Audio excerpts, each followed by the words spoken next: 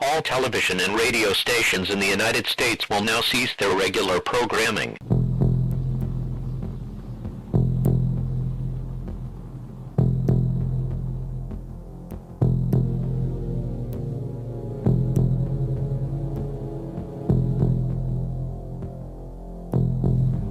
As you can see on the ApocalypsePostNewsletter.com in the 2019 Part 3 newsletter, the first 7 verses of Ezekiel chapter 38 are obviously now underway with the preparation and the assembling of what will become the bear of Daniel chapter 7, headed by Russia and including Turkey, Libya, which no one's paying attention to right now because of Iran, which is called Persia in the first 7 verses of Ezekiel 38. But the ram in Daniel chapter 8 is not symbolic of modern-day Iran, but rather Ephraim and Manasseh, the British Commonwealth and the United States in the world wars, in which the shadow government of the Kenites, symbolized in Daniel chapter 8 by the he-goat, caused both Ephraim and Manasseh to be assimilated into the precursor of the New World Order in 1945, the United Nations, the great horn of the he-goat. And once the great horn is broken, so to speak, the New World Order will emerge to replace it when the 5-month-long hour of temptation begins at the woe of the 5th trumpet. That's when Ephraim and Manasseh, who are symbolized by the 2 horns of the ram of Daniel chapter 8, become the lion of Daniel chapter 7, along with Judah, who was the notable horn, not the great horn, but the notable horn on the he-goat. The shadow government of the Kenites used Germany in the world wars to bring about first the League of Nations and then the United Nations, which is the great horn of the he-goat. And notice in verse 4 of Daniel chapter 8, the ram pushing in all directions except eastward, which is where Judah was situated in the encampment of the tribes, as you can see on page 181 of the Companion Bible, letting you know Judah, which is Germany, is absent from the ram because this has to do with the world wars when it was Judah versus Ephraim and Manasseh both times, as you can also see prophesied of in the last verse of Isaiah chapter 9. So if Gog, the chief prince of Meshech and Tubal, which is Russia of today, is told in Ezekiel chapter 38 verse 7 to be a guard unto all the company assembled unto them, including Iran of today, then how can the he-goat break the horns of the ram in Daniel chapter 8 verse 7? Notice there was none that could deliver the ram out of the hand of the he-goat, a ram being a male sheep, as in the Christian nations of Ephraim and Manasseh. And after the world wars, the United Nations came into being, which is the great horn of the he-goat. Once that's broken, so to speak, the 5 months begin, and the he-goat becomes the leopard of Daniel chapter 7, the ram becomes the lion of Daniel chapter 7, and the Ezekiel 38 confederacy, written of in Ezekiel 38 verses 1 through 7, including literal Persia, which is Iran of today, becomes the bear of Daniel chapter 7. Daniel's 4th beast is exclusively supernatural because it's made up of Satan and his angels, and it's not until they're cast from heaven to earth at the woe of the 5th trumpet that the one world political system emerges, having 7 heads, which are the 7 continents of the planet Earth, and 10 horns, 10 fallen angel kings. And after the deadly wound to the one world political system, Satan will appear in Jerusalem as the false Christ at the woe of the 6th trumpet, and that's when it becomes a one world religious system. The true Christ won't return at all until the woe of the 7th trumpet, and that's when the battle of Armageddon, as well as the battle of the valley of Hamon-Gog, written of in Ezekiel chapters 38 and 39, transpire. 2 separate battles in 2 different geographic locations at the same time when the true Christ returns at the 7th trumpet.